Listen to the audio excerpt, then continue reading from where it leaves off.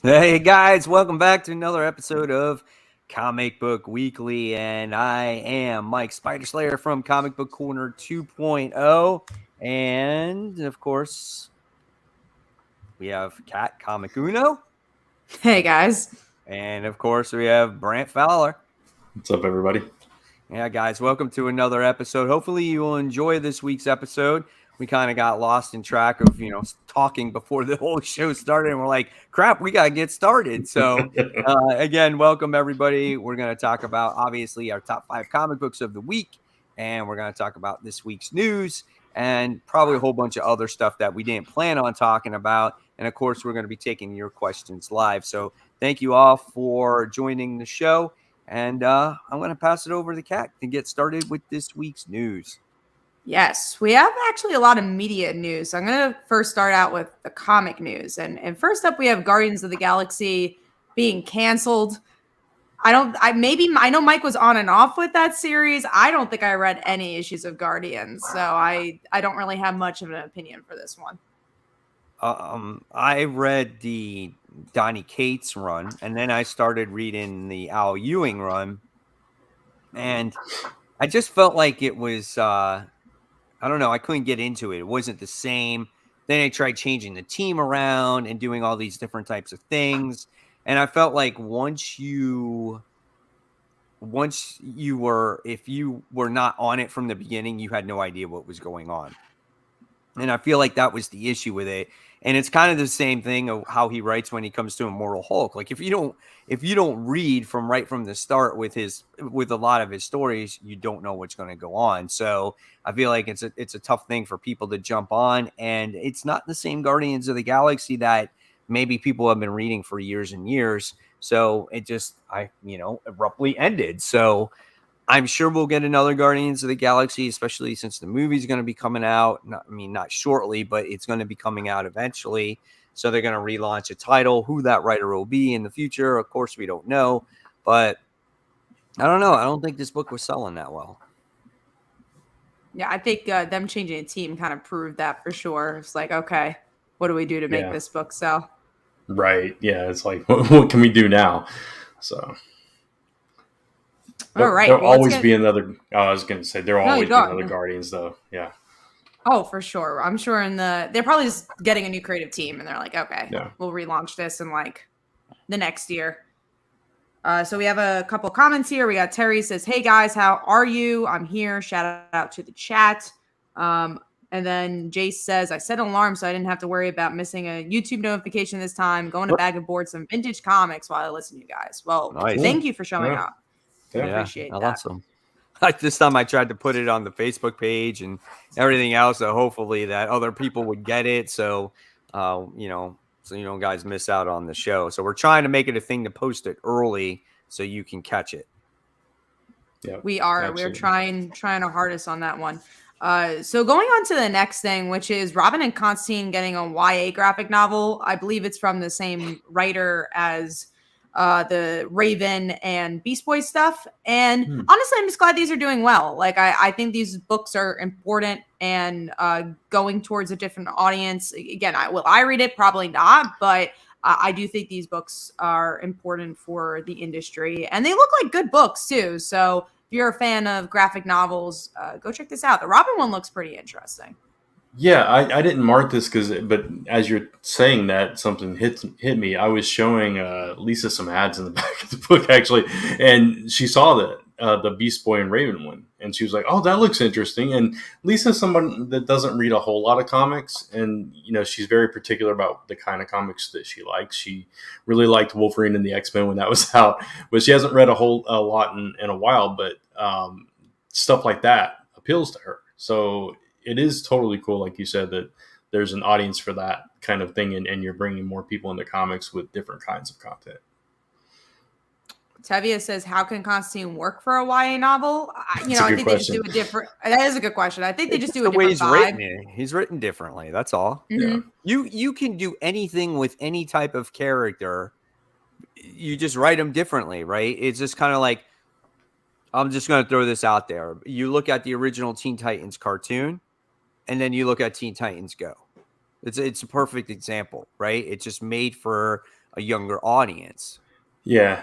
And a while back, Dark Horse did like a Little Hellboy. I mean, if you're talking about a character that should not be a kiddie cartoon or kind of character, and they managed to do that with him. So right, Deadpool as well. We've seen him, become a little lighter for different audiences. So it's definitely possible. And I think for the Constantine stuff, they're just, for people that like the YA magic books, I think they're just trying to lean into that audience, which is actually really smart because there's a lot of YA novels in that genre. Yeah. So moving on to one of the bigger news pieces this week, and that literally was announced today. Kelly Thompson is joining Substack with 2 of her indie titles. One is going to Image Comics, so one will definitely get printed. The other is actually by the artist who did Jessica Jones, Invisible Woman, the previous Valkyrie series, Mattia Eolis. I'd never know how to pronounce his last name. Eolis, I think. And they're doing a sci-fi book. And again, will I get the Substack? No, but I am so excited for Kelly Thompson doing indie books because we haven't really seen that in recent years. She's been so dedicated to Marvel and doing those type of books. So it's really, really cool to see like her voice, especially with some drop dead gorgeous artists. So when those do go out printed, I will very much be getting those first issues. Yeah, same thing. It's like we've talked about many times before, so no reason to belabor that whole thing with Substack. It's you find somebody you really want to follow them, subscribe, all that stuff. But I'll definitely keep track of her newsletter because I assume it's moving over there because I'm already subscribed to her newsletter, so I assume it's just gonna kind of pour it over there. But I think it's cool too, and we're gonna get some comics later on that we'll enjoy as well. So. Yeah, I mean, that's good for her. You can tell, I mean, she's become a much more popular writer, and I think people are starting to know who she is now. And my thing, though, is when I saw that news, when you posted it, Kat, I was nervous. I was like, oh, shit. I'm like, what's going to happen to Captain Marvel? What's going to happen to, Black Widow? She's signed on to do Spider-Man. So what's going to happen with that? So I was actually really nervous at first. But being that we heard that she is staying with Marvel and doing that, I think is really awesome. So which I hope more creators end up doing too, because I think they will. Mm-hmm. I hope so. I still think it's the mentality of like you do like the Marvel and DC stuff to get your name out there and then you make the money somewhere else. But I don't think that's every creator. And obviously Kelly Thompson is showing that. Yeah. And I read that like the linked newsletter that you wrote was kind of her introduction to the Substack and everything. And she was talking about how her first comic through Dark Horse, they barely made any money. And now she can make some money from her create her own stuff, which, especially as a creator, my hat's always off to that. Try to get that money, try to make a living doing what you love, and that's what it's all about. So it's definitely a telltale for many indie creators. So makes sense. Tizzy Axe is Kelly the next Tom Taylor. I feel like they kind of came out around the same time, so I feel like. Tom Taylor maybe has a little bit of a bigger name, but I think Kelly Thompson has a name of her own. And especially when she's on Spider-Man, I think her name's gonna, blow up even further. For me, and just speaking for me personally, both of them, Tom Taylor and Kelly Thompson, are creators that almost everything they touch is gold for me. Same. With few exceptions, but yeah. I agree. We do have a couple. Question. Yeah, I was just Jess was gonna flash it. There you go. Yeah, it says, Mike, did you ever get your Marvel books from last week? That was one of the things that we were talking about before we aired, and I still have not gotten my Marvel books from last week. They might not be in until Thursday or Friday, and I found out today. My shop called me, and the FedEx is screwing them over, and so I will not get Marvel books from that store till Thursday or Friday of this week. So what I'm going to have to do is probably go to a different store to get those particular books because I can't afford to be late 2 weeks in a row. It messes up my scheduling and it messes up the budgeting too for buying these comic books. I can't buy 35 books at one time. I mean, I know you guys see my hauls and they're big, but even for me, that amount of books in one sitting is a lot. For sure. We have a couple more comments here. David Berg says, Comic Uno, I read your whole webtoon. Super awesome. Thank you so much for checking out. Oh, that's awesome. We do have some news about that in the next couple of weeks. So go check that out soon. We're really excited for what's to come for that. And I'll send the link in a few minutes or a few seconds. But Lee Smith also asks, do you think the new team on Amazing Spider-Man will be good? Look, I hope so, right? It's a lot of people. Exactly. Yeah. So it's honestly hard to tell because of that. Who's on? You got Gleason, Zeb Wells, Kelly Thompson, right? I think Ron V, maybe? I think Ron V also. Really? Maybe I'm wrong about that. What's it called? He's on Venom. Beyond? Oh, he's on Venom. Yeah, right. He's on Venom. So I think those are the three. Yeah, I mean, again, look, hopefully it's good. I'm trying to keep my expectations neutral until I read it. Like, I don't want to have high expectations or low expectations. I just want to read it. We got Saladin Ahmed and Cody Ziegler as well. Okay. No, I'm not sure who Cody Ziegler is. That Saladin Ahmed is on there because it's crossing over with Miles. Mm-hmm. I haven't been able to get into his books though, so I'm curious to see if I'm gonna I'll love Kelly Thompson's chapter, and then I won't like another chapter. I'm curious if we're gonna get a lot of this back and forth. Jimmy says Mike signed those prints. Mike already signed them. Yeah, Mike sent. I mean, he signed them. I did not send it out yet, Brant. But yeah, I know they actually. This is really bad. I actually had them sent out or finished signed 2 weeks ago. And I have meant to ask you for your address after the show, and I've kept forgetting. They're all boxed up and everything, just ready to go, and I just need to actually go to the post office and do it. So they are all signed, all 2,000 of them.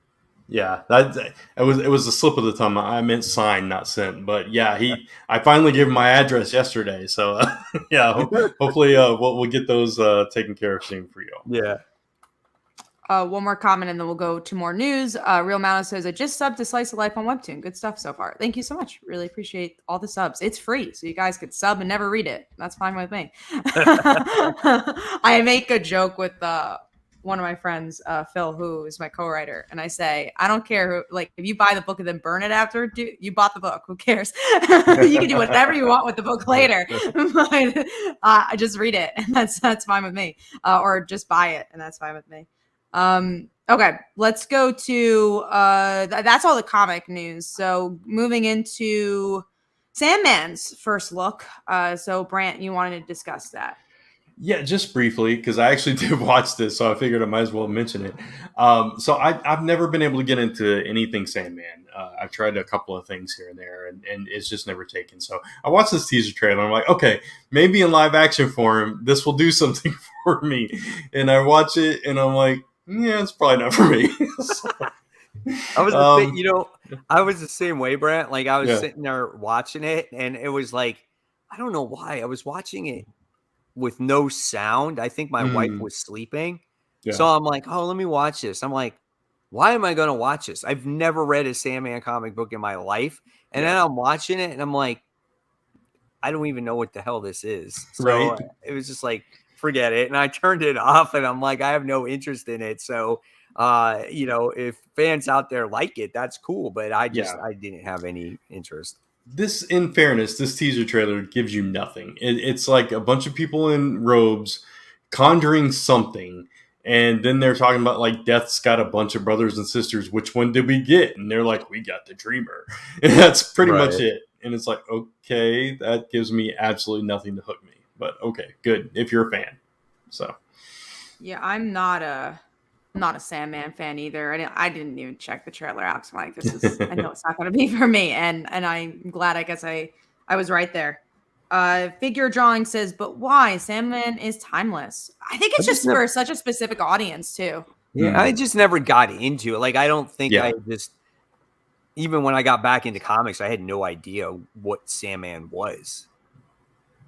So whoever said that and unfortunately reminded you of Harry Potter, if it had reminded me of Harry Potter, I would be more excited. We actually have a lot of comments about Sandman, so there you go. A lot of opinions Cool. on Sandman. We have a couple other questions here, so I'm gonna two more. Tevia says, "Oh, yeah, there it is. Any opinion on Cowboy Bebop Netflix show? Never seen the original, so I think I should watch that instead of the live action." I watched a little bit of it, not too much, because it was Yeah. on Adult Swim, right? Is that when it was? I think so. I think it aired in like maybe the 90s. I don't know. I feel like it's an old show. When I first moved to Texas, I think Lisa and I started to watch it. I don't know why there was some buzz about it then. That was like 7 years ago. And we started to watch a little bit of it, and then we just stopped and never went back to it. So, yeah. I've heard great things. Maybe one day we'll all give it a fair shot. The other question here is from Terry. What do you all think about upcoming cons? Will they be canceled or going forward? I mean, it looks like, I've been to like 4 already. I've been very happy with how they've been handling COVID. Most of the cons I've been to, I have to show a vaccine card and then, or, you have to show that you were tested or whatever. Everyone had to wear their mask. So I felt very safe, honestly, all the cons I've been to, and I hope they continue to do that. But yeah, I mean, as a comic creator and an independent comic creator, it's kind of our lifeline for a lot of us. And for me, it was a big hole in your pocket to not go to cons. So I just try to be as protected as I can. I have 4 more lined up. I don't think any of these are going to be canceled after this, but I've definitely seen, I want to say, a different type of crowd, because I haven't been to a con that I've done before, in the sake of since COVID. Like, I've done a lot of newer cons. So like Big Apple, obviously it's a Comic-Con that's existed for a while, but I hadn't done it before. So like, I don't know the crowd, vice versa. But then I did CradleCon, which was in Long Island, and it's a smaller con. It's like a family con, and that had less people. So it's hard to tell what the crowds are looking like. And then New York Comic Con, I might not even go to. If I'm being honest, I found out, like, I don't think I have to do press for it. And I'm like, do I really want to go? It's also like kind of in my birthday week. So like my birthday is in a couple of days. And then my friends are like, we want to throw you something. Like, we want to celebrate your birthday. And that weekend's really the only time we were able to do it because of all these upcoming cons. I'm like, celebrate my birthday or go to New York Comic Con. So leaning towards celebrating my birthday than do New York Comic Con. But yeah, we have Baltimore coming up. I did Boston. So yeah, I've been going to Comic Cons. How about you guys? I know, Mike, you were going to do MegaCon. You didn't end up going, right? Yeah, I was supposed to go to MegaCon, but then it happened to be that for those 2 weeks, my sister-in-law that lives in Israel came down, and we haven't seen her it's been years. And so 2 weeks, that's all we're going to see her. And so I had to get a refund on my tickets. So I couldn't go, but MegaCon definitely went. And the pandemic was really bad here at that point. The worst it's been since the pandemic started. So a lot of people canceled. Huh? A lot of people canceled. Like, I know Scott Snyder was supposed to be there, but they ran it no problem. And so they didn't cancel it. So I have a feeling that if they didn't cancel, that all the other cons, at least here in Florida, are going to run now, especially. Yeah, I mean, I live in really canceled. Yeah, I live in Texas, so even if they were being canceled, they probably wouldn't be canceled here. But yeah, no, there's been some around me. I don't think we're gonna do any cons until next year, just because. But yeah, no, I don't see them. I think things are getting more back to normal in that regard. So yeah, even with the precautions, yeah. Yeah, and if you have precautions, then I'm cool with doing it. Donnie asked a question: did you make a trash or ash can edition before you went into production slice of life comic? No, we just posted the webtoon, so that was kind of like our ash can in a way, because it's free for everybody. And then I think I've already announced it here, but we're making a Kickstarter for a traditional version of the comic. So all the things we've talked about with Substack and all this other stuff, like, I'm a fan of traditional comics, so it's going to be sequential, and it's going to be for people that like traditional. So we're trying to blend everything that you can, webtoon, Kickstarter, traditional. So that was always our goal with Slice of Life is to utilize different mediums for that book. So, but you can read it for free. So that is also an option. Let's get into the next thing, which is Teen Wolf is getting a movie. I didn't expect this one. This was weird. I love Teen Wolf, but I really don't need more of it. It was like really over so long ago, right?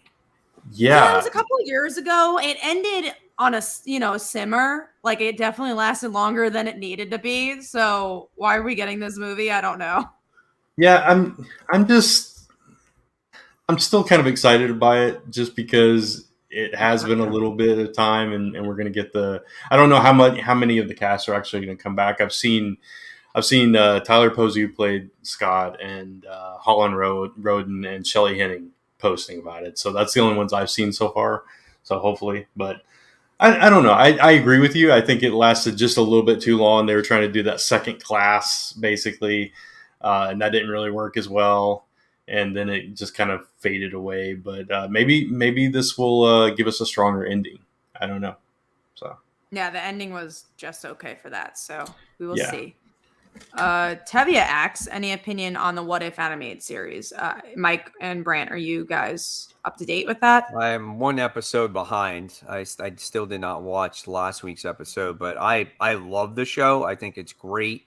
It's something that it's just kind of takes you, Elseworld for a little while, and whether it connects to the overall MCU is still a mystery, but I don't even care about that right now. It's just a fun series to watch.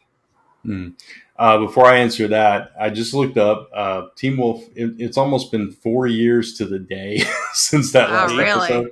Yeah, so a little bit longer than we thought, but yeah. So it was September 24th, 2017 was the last episode. Anyway, going on to What If, I have not made myself sit down and try this series yet. So, oh wow! Yeah, I keep forgetting about it. Like I was sitting down the other night. I was like, man, I have nothing to watch. I was flipping channels, ended up watching YouTube videos. I did not even think about it. Oh, but so it's good, man. And, and their episodes are quick. They're like 30 minutes and it's done. Yeah. And I think I've liked every episode a lot, except for like the second episode where Black Panther's like Star-Lord. It just doesn't fit for me.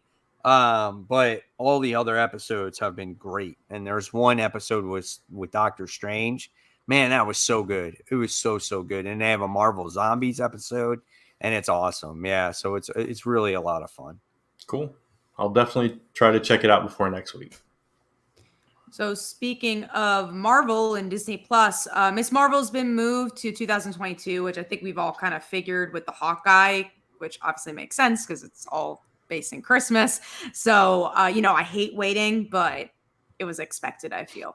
Yeah, I think they got to line everything up, I think, just to, keep in pace of what's coming out. And, obviously with the movies and the universe as a whole, they just want it to make sense, Yeah. I did see Shang-Chi, by the way. Oh, did you? Did you enjoy it? Good? Yeah, I liked it a lot. Nice. It's really good. I think it's one of the best MCU movies. It's really accessible. It really exceeded any of my expectations. The fight scenes in that movie was the best I have ever seen. It was so good, man. And the characters are really fleshed out. They're like, all the supporting characters are interesting. The main character is interesting. The actors are good. Like, I think it's a good movie. Absolutely. So go see Shang-Chi if you can. I'm seeing Venom this Thursday. I got my tickets for it. I'm super excited for that. I'm so excited. We got our tickets this weekend. We're in the car. We're like, all right, let's just go see Venom. Let's get this. Let's get this done. So 9:30, I'm gonna go see my Venom. I have a feeling I'm gonna see that one pretty quick too. Oh yeah, that we don't get spoiled too. Let's see what else we got here. This one was interesting. Super Mario movies cast was announced, and you got some interesting players here. Chris Pratt is playing Mario. I don't know if he's even Italian. I'm pretty sure he's not. I'm like, is he gonna like be normal and talk in his normal voice? Is he gonna be like, probably? Hey, me, it's a Mario. Hey, everybody, what's up, pizza? Or like, I can't picture him playing Mario. I bet he will do the voice, though. I mean, I can't imagine them not doing the voice. But there was some blowback about this, about them not getting Italian actors to do this. But yeah, and the other one was for Luigi. It's Charlie. I can't remember his Charlie last name. Day. Yeah, from Always Sunny in Philadelphia. Yeah. And yeah, he's an interesting one. Yeah, it's some interesting casting choices here. Anya Taylor-Joy as Princess Peach. Wouldn't picture that. Let me see what else we have. Jack Black as Bowser is the only one where I'm like, yeah. Yeah, that makes sense. I like that. Right? Seth Rogen as Donkey Kong. Interesting. Yeah, I can believe that. Key as Toad. It's just like such a weird Jack cast. Black, though, I can see as Bowser for sure. Yeah. I would see a whole Jack Black Bowser movie. Cancel everyone else and just let me see Jack Black as Bowser. That's all I want. I mean, I like Chris Pratt, but it's weird. I've never in a million years, if you said who's going to play Mario, I'd be like, Chris Pratt. Absolutely. It's probably because of the Lego movie, maybe because he did well with that. But then it's like, I feel like people don't like Chris Pratt as much as they used to. And like, he hasn't really come out with good movies recently. So it's like, do we want Chris Pratt? Did you see cancel them? Not in that way, figure drawing. Yeah, not that. Get him out. Get him out of the movie. They can do other stuff. Yeah, did you see the super chat there? Yes, let me pull that up. So we do have a super chat, $5. Kat, how come you're not a fan of Ahmed's Miles run? I truly understand why you dislike Miss Marvel, but what are your issues with his Miles run? Honestly, I just didn't find it interesting. There was no point where I was like, oh, that's a cool thread.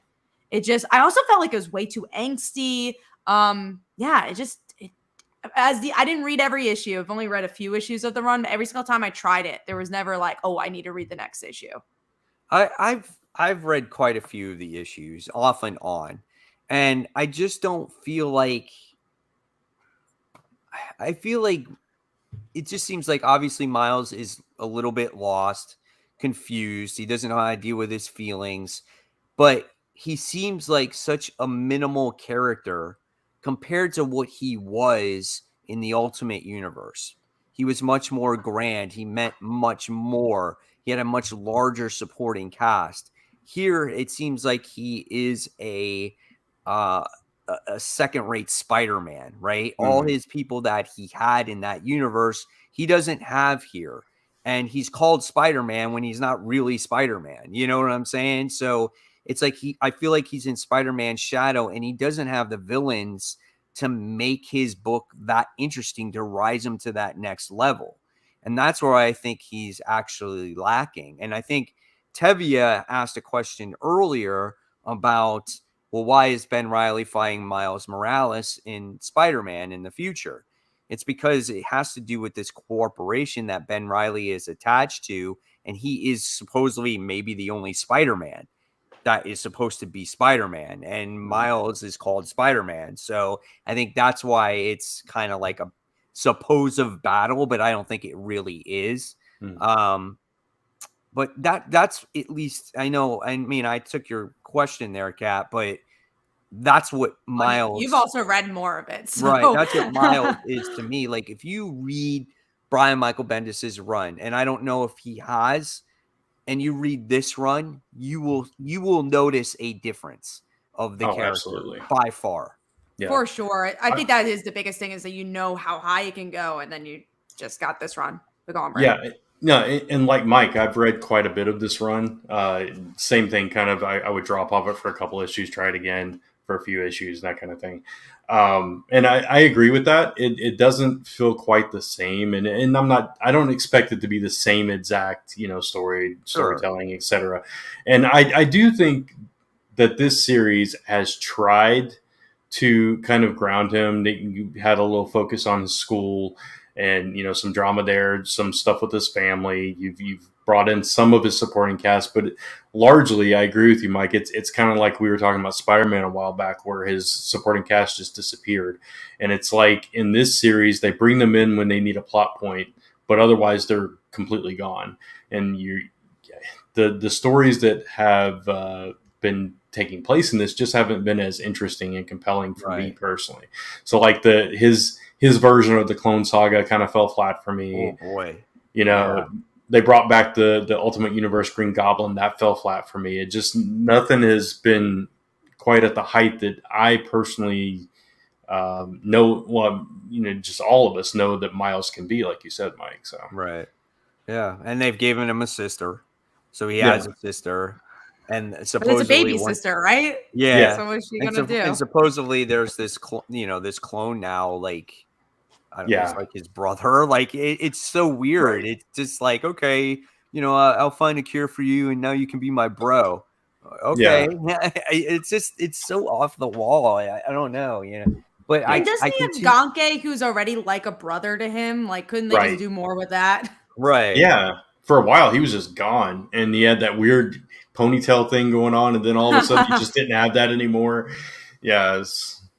No one liked the ponytail. So we do have another. We have another question here. Jonathan Fires says, "I don't know what to think about Cates and Otley on Hulk. Thoughts? I'm excited. Like, both really good creators. Like, I'm stoked for it, and I like Immortal Hulk, so I'm hoping it's a good pickup from that.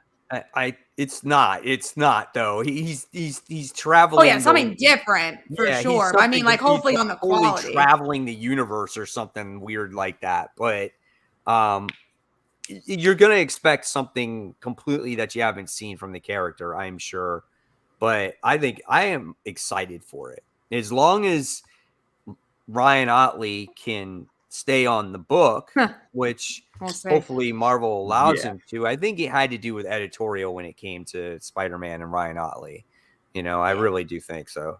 It could have, or maybe he just wasn't as interested in the story. He's like, oh, this wasn't the direction I thought it was gonna go. It's just weird because we've seen long-term consistent content from Ryan Otley before. It was just weird the way that happened with Spider-Man. Yeah, if he can stay on, that's great, and bringing Donny Cates on, it's a way for me to jump into the Hulk again because I did not read Immortal. So I hope you do because Hulk has been good. But going back to the Otley thing, you also have to think Invincible had breaks. The scheduling was, he probably was far in advance. Spider-Man was being released so often. Yeah. And they had so many like annuals and stuff like that. I felt like there was a Spider-Man issue every week. So that's also could be a reason for sure. True. So BJ says, Mike, why superheroes like Batman, Spider-Man, Cap don't die or replaced by someone else? Or why do they? Because they definitely do die. But you mean like stay dead? I mean, it's just all it's just the love for these characters. That's the reason why. That's why they do always come back and they try replacing them. But again, that's how you got Riri. That's how you wound up getting Amadeus Cho, right? That's how you wound up. Who else did we get? I mean, obviously Ben Reilly. That's where he came from. Miles Morales. Miles. I mean, you've seen all these characters, even Batman too. Batman disappeared, and you wound up getting what's his name from Nightfall? Azrael. Azrael. Yeah, so you wind up getting him. So characters die; they come and go all the time. Reign of Superman back in the day, you saw all the different Superman. But the love of these characters that we have—that's why they always come back, and that's why these deaths don't really mean anything, right? And then we're getting a lot of deaths right now. We're getting Spider-Man's obviously going out of commission. Doctor Strange is something different. There's just a lot of different things happening right now. Yeah. What was the old rule? You don't touch Barry Allen, Uncle Ben, and somebody else. And then Barry Allen came back. Jean Grey, I think, is one. Gwen Stacy. Look at that. Yeah. Are those X-Men titles having reboots after X Lives of Wolverine next year? I don't know. I'm not sure if they're rebooting or not, but it makes sense if Hickman is not on the book. But they're rebooted already. They need to end. I think they all need to end. And I think they just need to just do the X-Men title and just do a couple of, like other ones. I think they should do more solo books. They should do like Storm has a series, Kitty Pryde has a series, Iceman, like bigger characters doing their own thing. I don't think we need as many team books. I'd rather follow a character. I just don't think we need that many of those books because then when there's an event, they all somehow got to tie in together, and then some stories are filler and things like that. So I just think that Just have a couple of them. Why do we need 10 of them? Yeah, no, I look, money. They're definitely going to continue to make as many X-Men books, but hopefully, again, you can make different X-Men books. All these team books, they all seem the same. They're all like, we get it. You're an X-Men team. Yeah, it's like with teams like Avengers and X-Men and Justice League. I wish sometimes that they would take like a G.I. Joe philosophy, like, okay, you got hundreds of characters, utilize the ones for the mission that you need, and the others take a break and bring them in when you need them, and kind of do that, just kind of rotate them. Right. I think the only hardship is like, okay, Martian Manhunter, right? He doesn't have a series right now, but a lot of people want to see Martian Manhunter every month, right? But then like make a good Martian Manhunter book. So like, I feel like that's the answer then. Let's get into our last topic, which is Marvel suing to keep the rights of characters like Steve Ditko family, I think Stan Lee's family as well, which kind of goes into what we've been talking about, Substack, and why we're seeing a lot of people leave, and why Brian Michael Bendis left Marvel to go to DC. Like all these big shifts in the last 5 years have happened because Marvel and DC are not paying their creators very well, or at least they're not giving the royalties that they deserve. And we're seeing that now. Like these people who literally created the characters, and more people are rooting for the big, company instead of these creators because they want to see an Iron Man movie. So I find it really interesting, and I hope contracts change in the future for comics to make the company and creators happy. Yeah. I think we see this in anything too, in any copyrighted type of material. I'm sure that, companies go through this all the time, and people just got to get paid the right amount of money for their creations, and they deserve it because they created it, because without it, all these other companies wouldn't make the money that they make today. You know what I'm saying? Yeah. So I just wish it was while these creators were still living, and instead of battling with the families of it's then it becomes hairy, even more hairy. So it's just a messy situation all around. Figure drawing does have a good point, though. Work for hire is not work to own your own characters. That is true. I think it's not the idea of just owning it. I think there needs to be better transactions, right? Bigger paycheck for what you're doing, and healthcare. That's nice. Yeah, I mean, you also got to take into consideration when a lot of these characters came out, there was no times are different indication whatsoever that they would be what they are today. Yeah, none. Times they just so much different too. The way business was done. Yeah, and it just, you make a good point, Brant. Like, who would ever thought, like when Ditko created Spider-Man, he probably sat there and was like, this guy that's wearing freaking pajamas and he's running around, superpowers, whatever. He probably never, ever in his wildest dreams ever thought that, look at what that character is right now today. Yeah, I think there's a lot more awareness today of what properties could possibly become, and that's why you're going to see better deals now. But then it was kind of highway robbery, even if it wasn't intended as such. And maybe it was intended as such. For sure.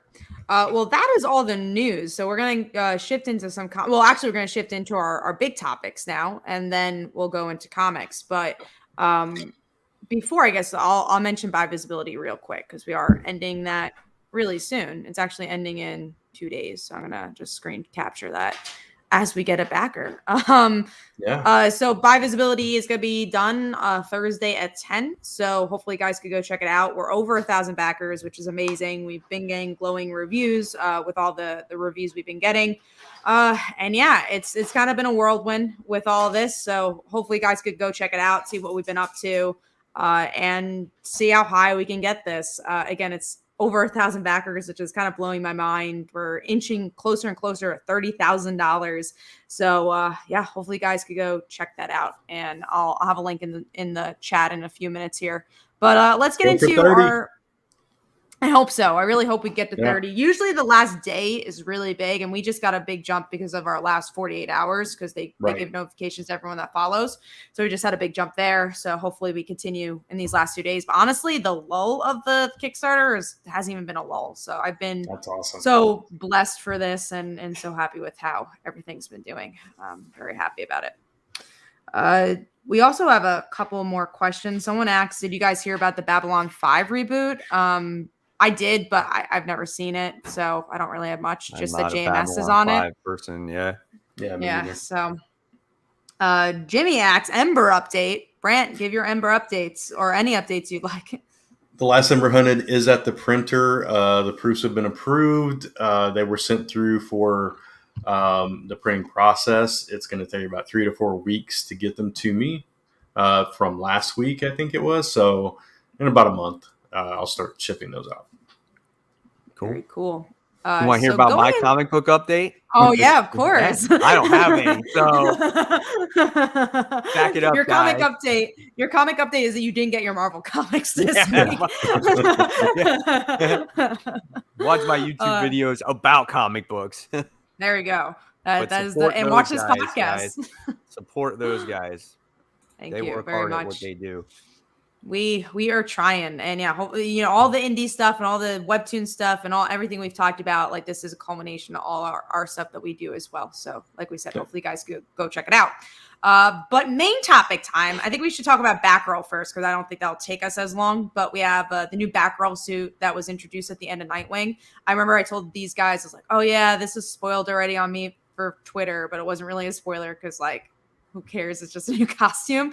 But yeah, she's back as Batgirl, which I think we already knew was going to happen because of the anti-Oracle stuff. But the costume looks awesome, and I'm excited to see more Batgirl. So that should be cool. I first of all, I wasn't a real fan of the artist on Nightwing this particular week.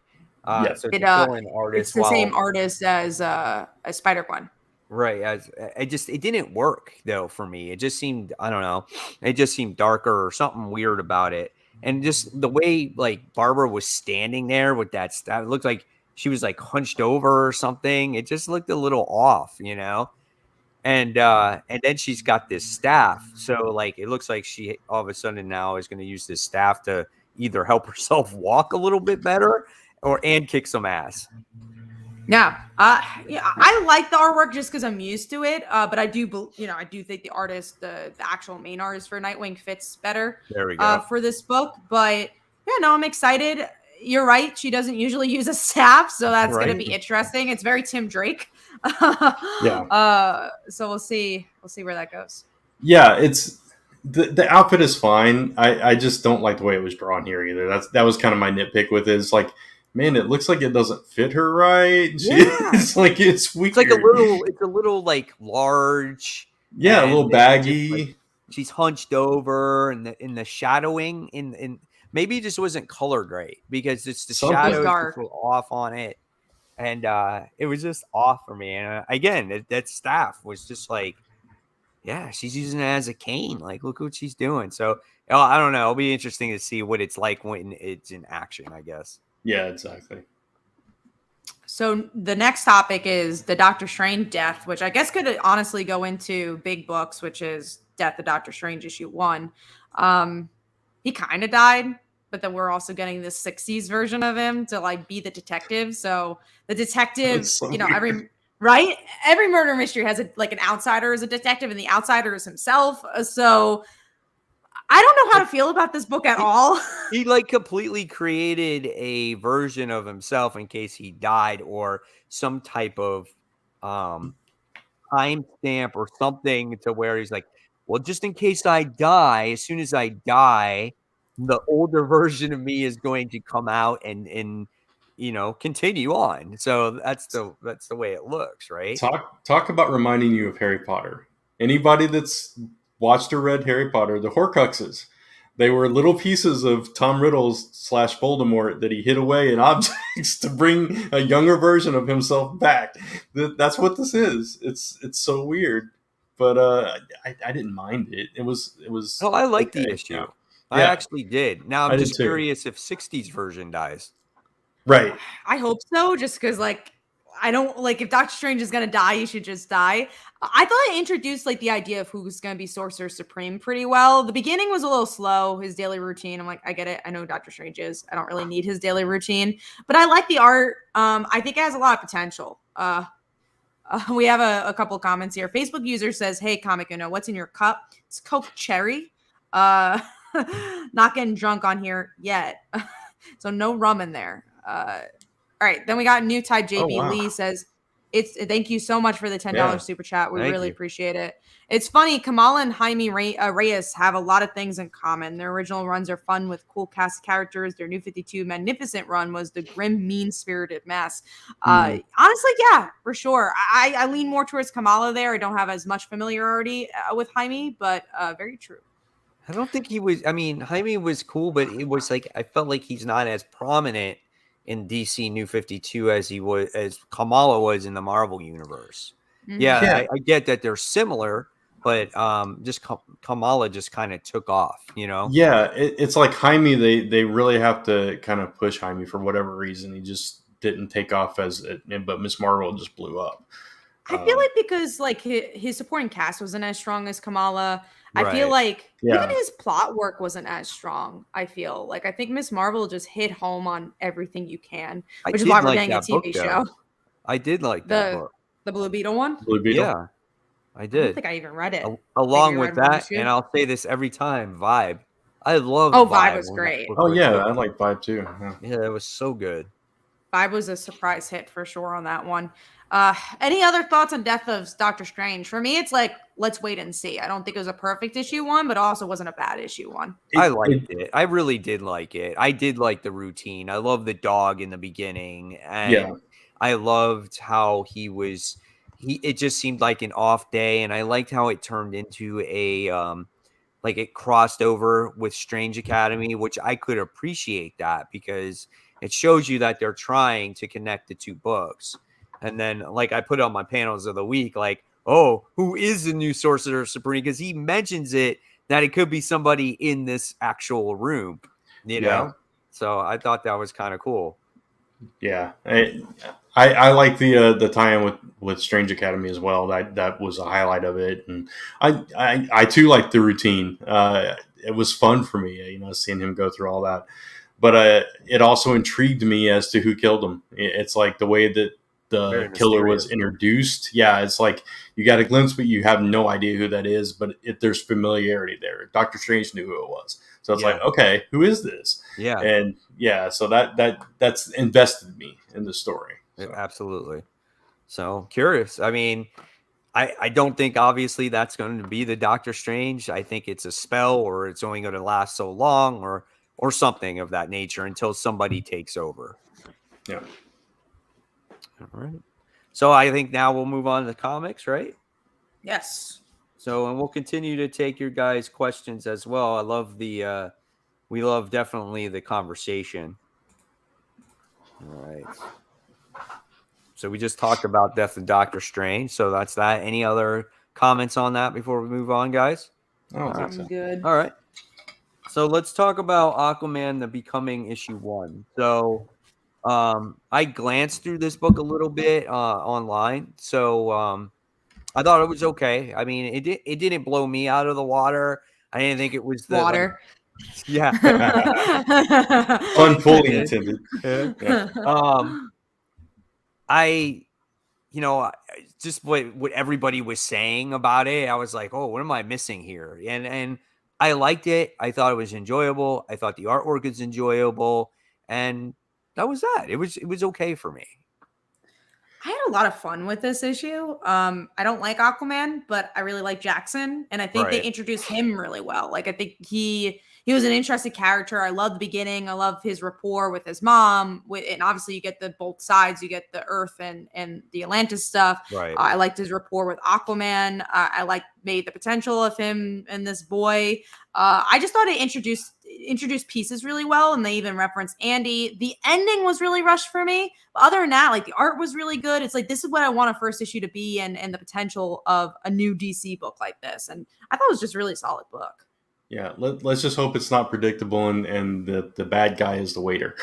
Let's hope not. Yeah, let's hope not. I have a feeling it is because the way they did it, it was just like, oh, you have a secret. And then all of a sudden he's going to be like, yeah, it's you. Yeah. I really hope that's not the way they go. It becomes some sappy love story. Like, don't make me do this. Right. I hope that's not it. Just, if you want them together, just let them be together and have them have happy moments with each other. I did like the scene in the diner, and especially, protective mama. What's His your mom. intentions, Yeah. basically? And I like that. And I thought the art could have been a little bit stronger. It was fine, but it just, I don't know, it just wasn't quite my taste. But there were some panels that were really good, and others that was like the figures looked a little smushed to me. But I really like the scene where the Titans are doing a Zoom chat or whatever That it was was. fun. Yeah, that was fun. Yeah, that was a good time. Yeah. Is this ongoing? I don't remember. It was just 6 So issues. it's a maxi, I think. It's like 8 or 9 issues. Oh, okay. Yeah. So which I think is the way to go. I mean, I think they just have to, they got to continue to grow the character. Mm-hmm. Hopefully it just doesn't get stale. And then because they think of, oh, well, it's 8 issues and that's all it's going to be for a long time. Hopefully it just doesn't get boring and they make him a more prominent character in the DC universe, right? Because at the end goal, we want to see more characters. We want to see more books. Yeah. And this is the only way it's going to grow is if you write these brand new characters interesting enough to where people are going to pick up another series about them. Yeah. I just hope it's a full arc, like, okay, here's the beginning, this is the middle, and this is the end. And it's like, it flows well. I think Crush and Lobo has been doing that pretty well. Like, I don't think the pacing's perfect, but you can see there's an overall story. It's about her and her dad and kind of about her girlfriend as well. So I hope it goes in a similar direction with that. Right. Yeah. But you could tell, I'm stumbling over my words. Let me try that again. You could definitely tell, you could get the vibe that he could definitely be the next Aquaman here. You just felt like he was the right character for that in the way he was written in this book. And I also appreciate that, when we've seen him before in the comics, it's usually been involved with Black Manta, or it's just been kind of, he's there. And I like getting to know this version of Jackson more because, like, we've got the Young Justice version, which is very serious, very kind of dark and broody. And then you got this version, which is a little bit lighter, a little bit, it's before he got to that point. He's a little bit more fun-loving and relatable, I think. So that's what I got out of this. And it kind of made me like the character in the comics a little bit more than I had previously. So the David Berg, I know you showed the comment before, talked about that Future State Aquaman was really good, and it was. I really liked it. Yeah, that was a good one. All right, very good. So let's move on to our number 5 comic of the week, guys. I don't have an order. I just read the books, especially since I don't have my physical books in front of me. I just so I'm just gonna go with you guys. What's yours, Kat? Mine was Stillwater, issue 10. This is from the point of view of the kids again, especially that main guy, and how I think he kind of is becoming a little bit more of a leader in this town and kind of taking over, which is really interesting. I don't think this is like the best issue of Stillwater, but it definitely brought some interesting points from the kids' point of view. Yeah, I didn't love this issue, but I definitely agree with you on that. It's interesting seeing a little bit more of the backstory of the kids, and then how they came into power and how they're teaming up with Ted's military buddies and kind of taking control of the whole thing. It definitely set the stage for a new direction for the book to take. So it's going to be interesting going forward. We also have a super chat, so I just want to talk about that. Thank you again so much, New Type JB Lee. For me, Miss Marvel ends at 2019 with G. Willow Wilson's final issue with Kamala hugging her friends at the Circle Q. I pretend that is the series finale. Honestly, it's a great issue. Yeah. So good. Absolutely. I think you can pretend it's the series finale. It's so good. That was that run, like those first runs were really, really well done. And again, that's what put that character on the map. For sure. And I'm glad the show seems to be following that run in particular because, again, that's why the character is popular. Right. And again, thank you so much for super chats. Really appreciate it. And who we got? Brant? Yeah, mine is a book we just talked about, Death of Doctor Strange. All right, cool. All right. So next we're going to talk about Batman issue 113. Man, what even happened in this issue? Okay. That's what I feel like with everything with Batman. Ghostmaker and Batman's Mind. VR. I think was the bulk of it. Yeah, Yeah. Batman VR. Yeah. So it's So just slow. like Ghostmaker goes in Batman's mind. First, he checks out all his relationships that he had. He's like, let's not go there. And then basically they're going, I don't know what, going after freaking Scarecrow or whatever. Yeah. And then you get Scarecrow, who you get more of his story when he was a college student about Fear State, right? So you learn for the third time already now, you're talking about what Fear State is. And then you got a glimpse of the whole what Poison Ivy thing. I think maybe there was a little bit in there. Not There enough, wasn't though. much story Not a lot, progression yeah. in this again. It's so the art in this book was absolutely gorgeous. Yes. So beautiful to look at. But Ghostmaker, knowing Scarecrow in college, was way too Weird. convenient. Yeah, it was weird. It was forced. I did not like that at all. It's like, come on, that's just not believable at all. That's a really lame way to do an info dump for me. I'm excited for this arc to be over already, and it just has started. We do have another super chat. Thank you so much, Jimmy G. Says happy birthday to me. Thank you. Oh, look, now you got a birthday present. $5. An early That's birthday awesome. present. Yeah. Thank you. That is great. Really appreciate that. Yeah, Batman. It's so hard to even again remember what happens every issue with that book. It's so hard. I had to look again right before the show. Yeah. Right? Yeah. And then you had Peacekeeper 1 going against Peacekeeper 10 or X or whatever he is, and it's so done just with Peacekeeper. Yeah, it's very repetitive right now, and nothing has really progressed the story all that much. And honestly, I didn't read the Clown Hunter story at the end either. I never have. I don't read the backstories very often. I skimmed through it. It wasn't worth the read, honestly. Right. So. I am still vested in the story, and I still like the idea of the story, but I just want something more from this story. Let's just move on from it, right? I will say, just because it's not my top 5, and I think I'm the only one that read it. Catwoman, there was a little bit more about the Poison Ivy stuff there. I read they're it. tying it in. Oh, you read it? Okay. Read it. Well, okay, cool. Here's the funny thing. So I actually, so first of all, I was like, oh, I don't have any of my books this week. So I'm like, I buy the Catwoman book for the covers because of the Jenny Frison variant covers. They're gorgeous. Mm-hmm. And then I'm like, well, I only have 4 books in front of me. And I'm like, let's take a look at Black Cat. Let's take a look at Catwoman. So I open it up. I'm like, oh shit, that's right. I'm like, it ties into Fear State. I'm like, this is a perfect jumping on point for me. So I started reading it, and I'm like, oh, I like this better than the actual Fear State book itself. Right. Yeah, it was a decent issue. I mean, it gave you a little bit of wrap up from what was going on in the book, but took you right into the Fear State stuff. And you left off with Harley and the gardener headed towards was it Crime Alleytown? Alleytown, yeah. So, and that's there's already a version of Ivy there. That's that missing piece. I'm assuming that they're going after. So, yeah, it was not a bad read at all. So no, artwork was pretty good. I like the coloring in it, and it made me go, you know what? I want to jump on board when this is all done and over with. Yeah, cool. All right, so let's talk about. I did read this book.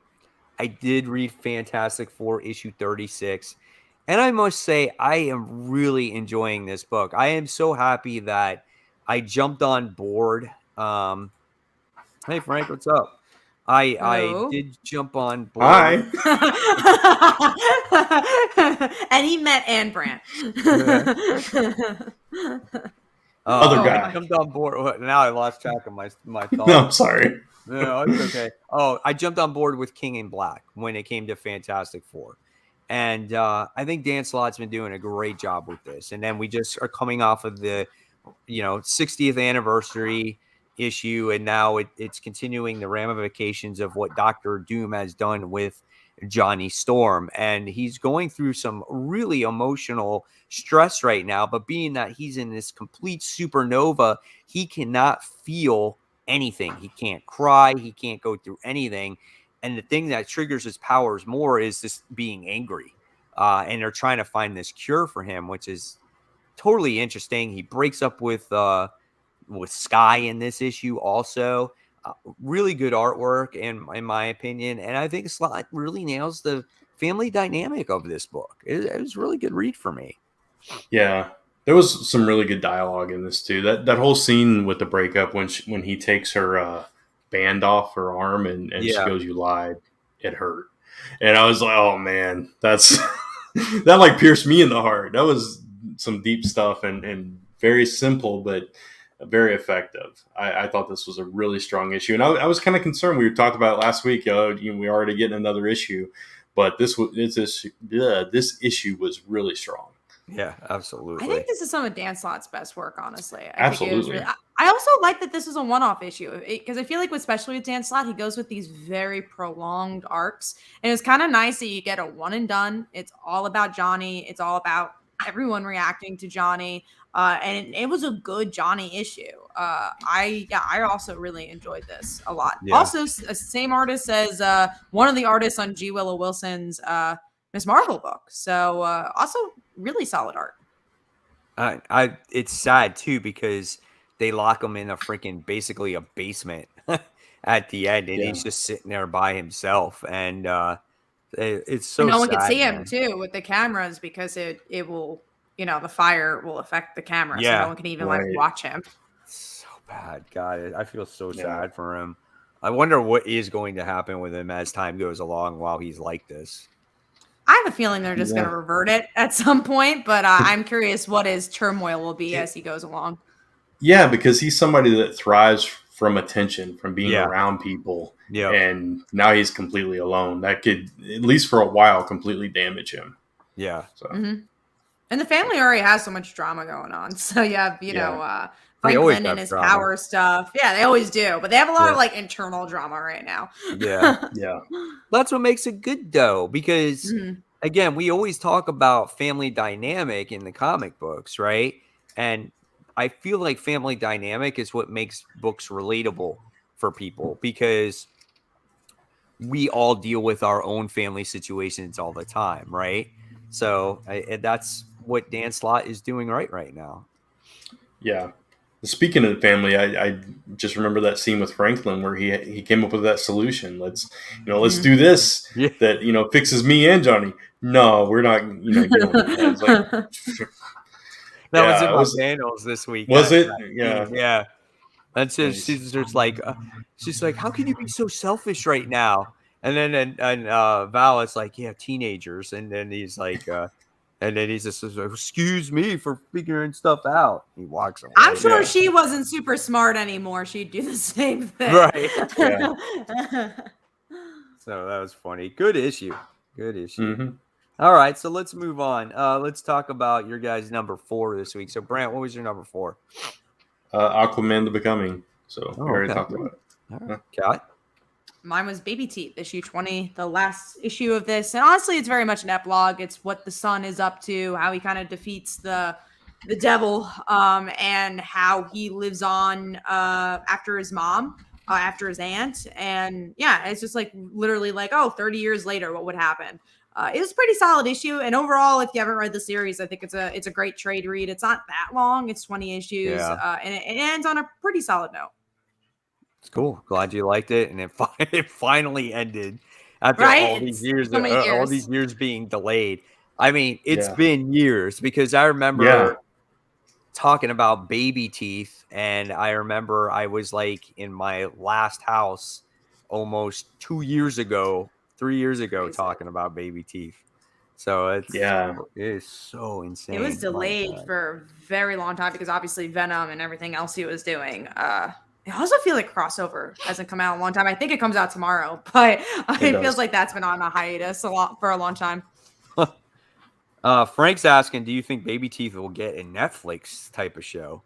I can see it on Netflix. Yeah, I think so. That. I think it's really dark and broody. I could definitely see that. Will I watch it? I don't know. Like, I liked it as a comic. I don't know if I need to see it again, but I think it could be a cool show. Right. Tevia was asking, well, why was it delayed? It's because of how busy Donny Cates was, really. Right. I mean, exactly.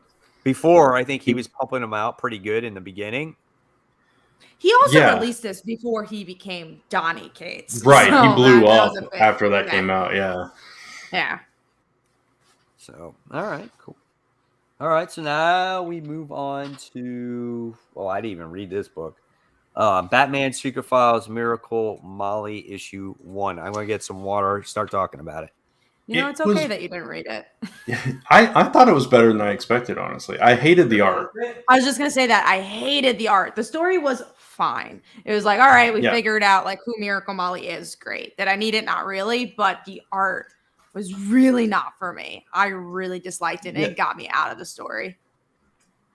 At first, I was like, I don't even think I'm going to read it because the art took me so much out of it. But I was like, okay, I'm going to give this a shot because I've liked a couple of the others. But I thought the story of who she was and how she came to be Miracle Molly was done really well. The panel work. I mean, you have some pages that have, I swear, like 50 panels on them. I mean, it was just, and it was like that repetitiveness of her day to day, where she's just going through the motions, and then those scenes multiplied as the book went on, and it just kind of got you into her head a little bit. So I appreciated the writing. It was a good script. Like, it was a good script. It just also was a little bit too long. I don't know. It just I think it was a different artist. It really could have been a better issue. It could have been a backup story at about half the size. I agree. Mm-hmm. I agree with that. And the art could have definitely been stronger. But I enjoyed the read. And I feel like I understand her a little bit better now. So,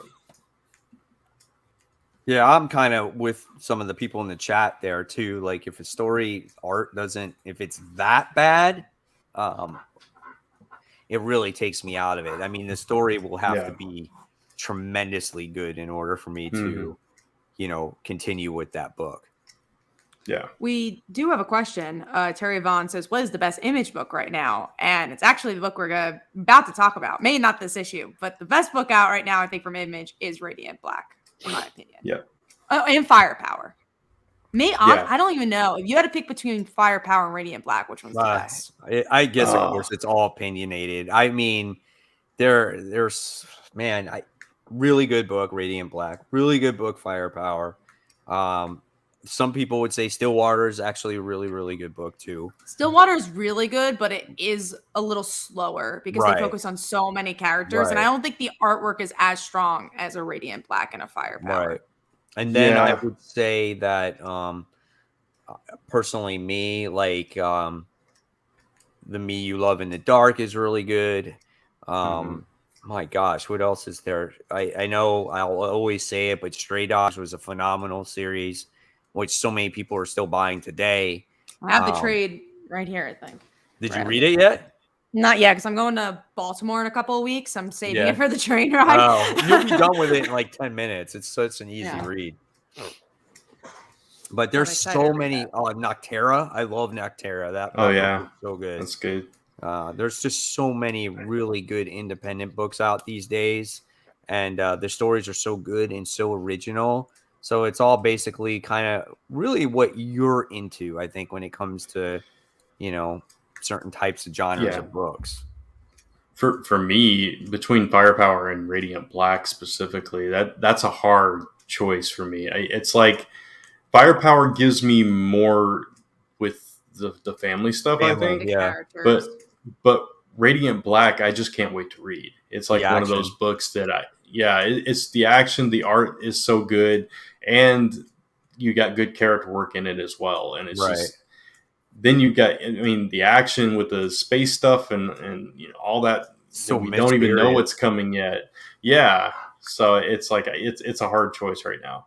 Maybe down the line, you ask me again, it'll be a different answer, but I think for me, if I gun was towards my head, I think I would say Firepower just because I really like the characters. But plot wise, I think Radiant Black's better. Like, I think it's just such a different book, and killing off your main hero is so gutsy. It's hard, but I think I would go with Firepower. We do have another super chat from New Type. My main issue with Ahmed and Miss Marvel is that the traitor storyline felt really gross and out of character and have no place in a teen girl book. I do agree. I did not like that arc either. I see at that point I dropped Miss Marvel because I didn't like what he was doing with the character. Felt totally different from what I was used to reading. And I would read better Kamala in earlier issues of Champions than I would read in those books. Yeah, I agree. Even when she popped up in other books, she was better written than that. And I'm a huge Zoe fan, and I really disliked what they did with Zoe in that arc. In particular. I know New Type feels the same way from previous comments. So we got a question. Isn't there another Stray Dogs series coming out? So from what I know is that when it comes to Stray Dogs is that I think there might be a series of possible one-shots. Oh, that's fine. That's coming out. That might have to do with the other dogs or whatnot. So that's fine. Whatever. I would buy that too. Yeah. The way it ended, I think that would be the better way to go. Right. Because I don't know how you continue that particular story in that way. So maybe you get to see like what their life happened afterwards. Like I don't know, or maybe what their life was before the mysterious man took them away. Yeah. I wasn't collecting from July 7th, 17, so I never read any Miss Marvel. I'm interested in reading some though. Yeah, definitely go out and buy the trades for that. That's your best way of reading Miss Marvel. It is a continuation, honestly. It's a really maybe there's I don't know if there's an omnibus or not, but like if you just read all of G. Willow Wilson's story, there's a beginning, middle, and end to that. So definitely go check that out. All right, so we're talking about Radiant Black issue 8 now. So what did you guys think of that one? I thought this was an okay issue for me. I felt like the pacing was a little off for it because not much happens, but there's some like good character building. You get to see that girl and I guess now our new main character interact a bit, and then you get more from the villain, but I didn't feel like this moved as well as previous issues. Yeah, I would agree with that. Yeah, no, I was just gonna say I agree with that. I did like seeing them in Russia and him stealing the coffee and that whole thing. It was kind of funny and at the same time you got they got to know each other a little bit better, and it's like they were rubbing each other the wrong way at first, and then it kind of warmed up to each other. But at the same time, there wasn't a whole lot of movement in this issue. Yeah. I think this is probably, even though it is in my top 5, I think this is probably the weakest issue of the entire run so far. I agree. But still a strong book, and like you said, Kat, it's still some good character work, and I think we got little teases of what's going on with the villain, because he was basically saying you've doomed yourself to death, and now it's like, well, is this guy really a bad guy then, or is there some reason is he testing them? What's going on? So it added a little even more mystery to the mix. Yeah, I mean, this basically just continued off of the last issue, right? I mean, they captured him. He drained or took their powers away so he could power up his own suit again. Like you said, it's possibly warning him. And then after they done that battle, obviously there was issues with them getting along with each other again. But the biggest thing was the original, what's his name? Radiant Black. What's the boy's name? I forgot. I always forget their names. I know, I can't remember his name either. I know the other guy was Nathan. I don't remember. The main guy. He that hand came out and took and sucked him back into his armor. And you're like, whoa, what the hell happened to this guy? Like, I felt that this character was this major bad, this major threat, and just like that, he takes him and puts him in his own body. Yeah. Like, what the hell happened there? So that's what left me with scratching my head at the end of the issue. Yeah, I mean, that was one of my potential panels. Yeah. Visually, that was cool. I think the art was really good for this. Yeah. Yeah. It just didn't. That was one of your potential panels? Yeah. It just didn't progress the story, like you guys said. It was just a lot of action, a lot of fighting. Was the fighting great? Yeah, absolutely. Was the artwork absolutely great? Yeah. Was the lettering really good in this book? Because it was like when he talked, all his words were glitchy too, which I thought was really awesome. You got that comment? Yeah. Yeah. Scarlet, G.I. Joe. Yeah. Sorry. It kind of looks like Mary Jane from all the way back there. Yeah. Right. And then when you look closer. Hey, at least she's the redhead, though. She is a redhead. Yeah. So, but yeah, that was Radiant Black. I mean, it was good. What it was, but just not a lot of story progression. And I think that's what we're all looking forward to when it comes to this series. All right. So, moving on to number 3, Kat. What's your number 3 this week?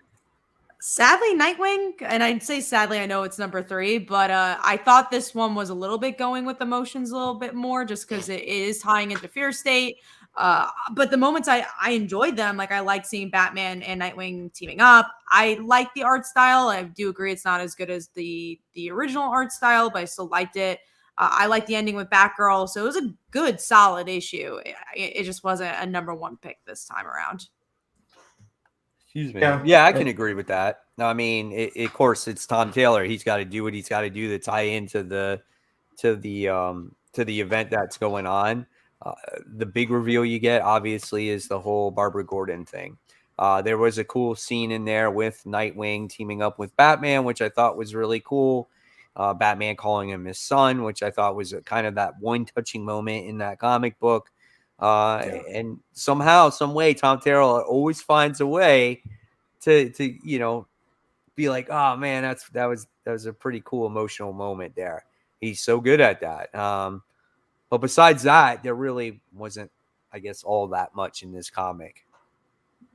Yeah, it definitely not as strong as it has been. Obviously, anytime we get an event tie-in, it books kind of take a dip that we're enjoying, unfortunately.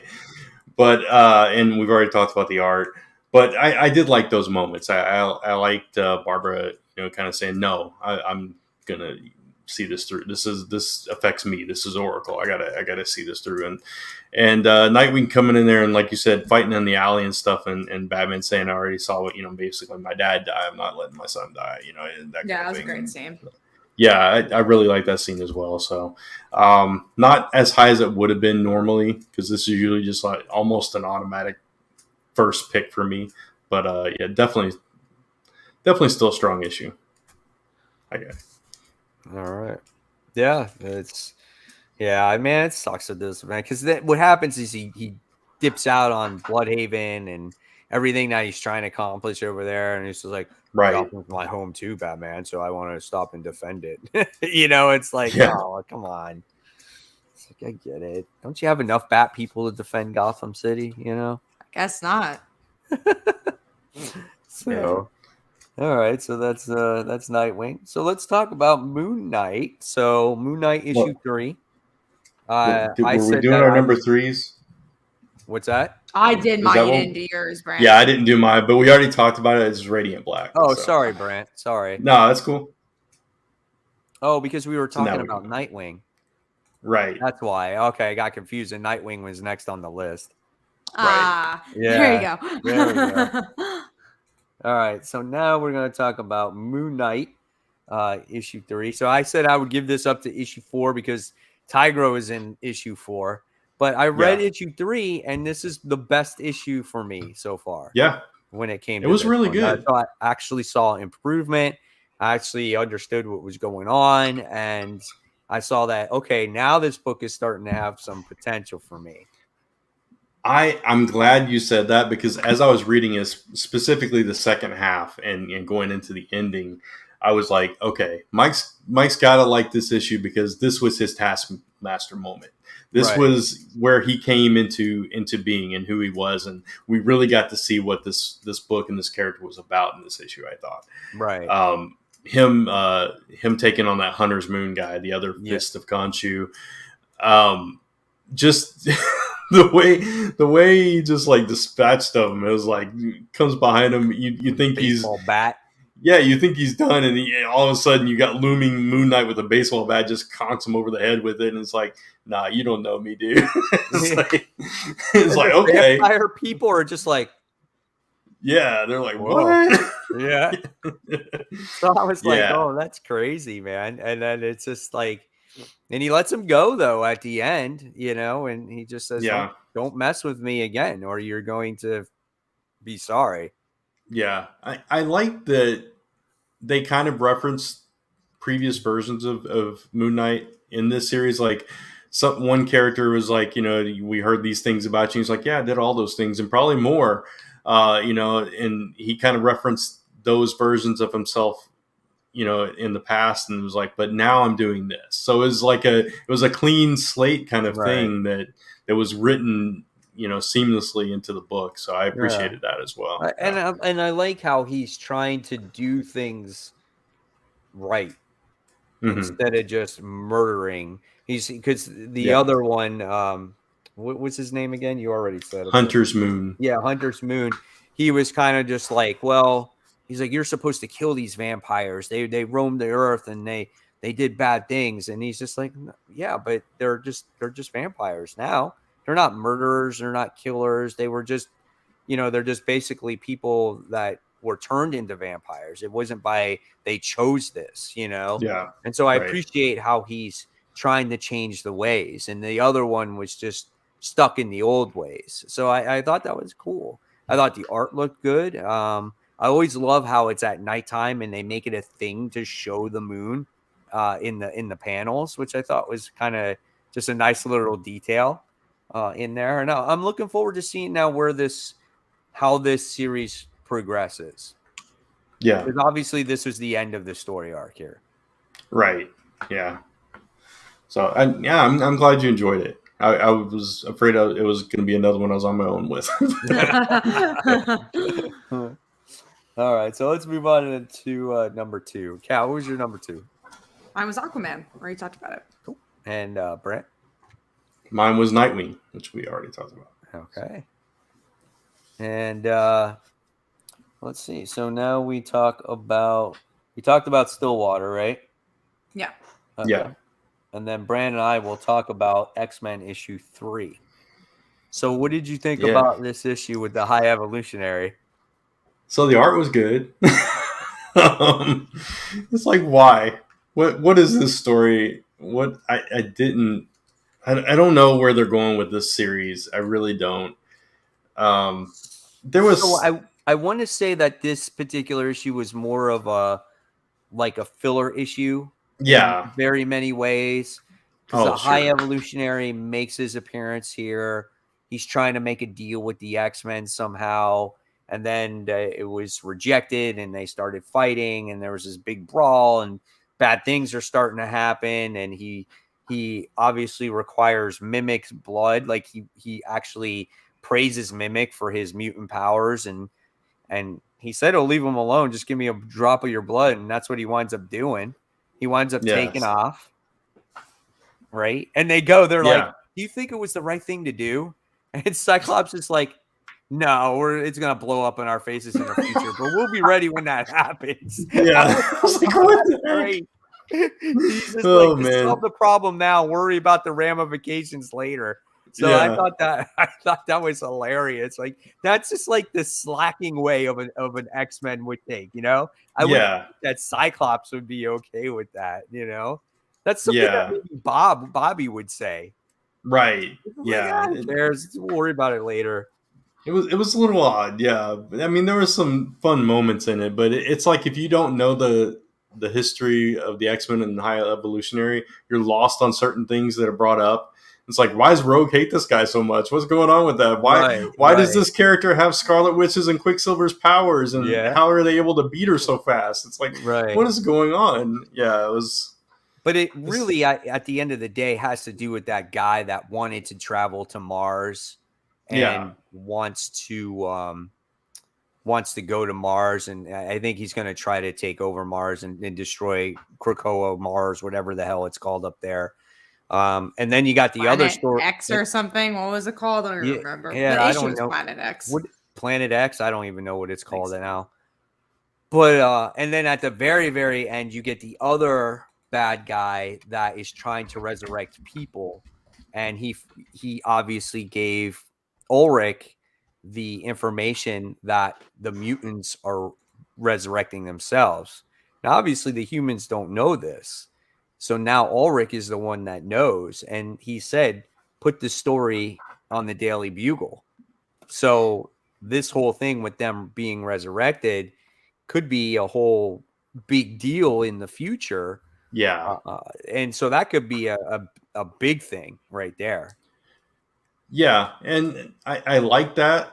That's interesting, but it just felt like both of those scenes with Gyrich and Ulrich were just like shoehorned in at the end. Yeah, It was like it wasn't I fluid, just right? think like maybe a high evolutionary story wasn't necessary, and those two other Right. characters should have been it's the underlying stories that are going to make their way to the top as time goes along. Yeah. So we'll see what happens. I agree. It wasn't the best issue, but I was like, whatever. I was like, at least there was action in it, and they fought, and that was that. Slacking off, X-Men. It's so funny. All right, so let's just move on to our number one then. So what was your number one, Kat?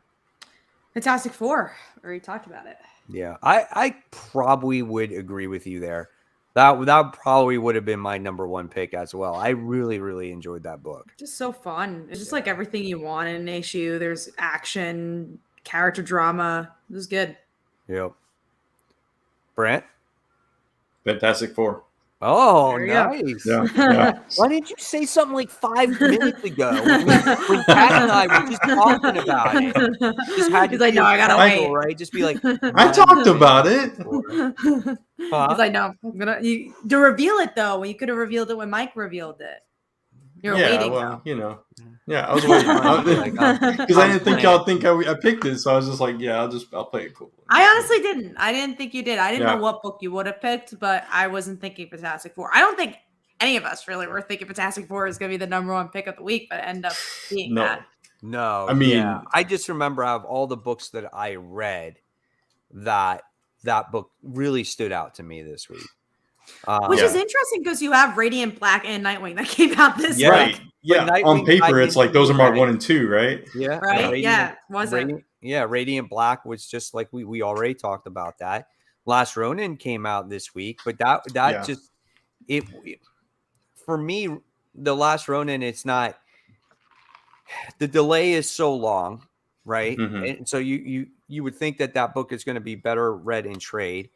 And I just Yeah. don't feel like it hits the notes like it did the first 2 issues. Absolutely agree. Yeah. And this one was a culmination of a battle. It was most of the issue was a battle. And, Right. you know, It then took it too ended. long to It was tell like, that okay, we story. won the battle. Yeah. Yeah. It took way too long to tell that story. It's Yeah. like, oh, we're going to do this battle, and then we're going to tell the history of like how, Splinter and Donatello died, and then we're Right. going to talk more about the battle. Then we're going to do the battle. Then we're going to win the battle, and now we got to go and do the final battle in the last issue, which I think Yeah. that might be actually a good issue, that final battle.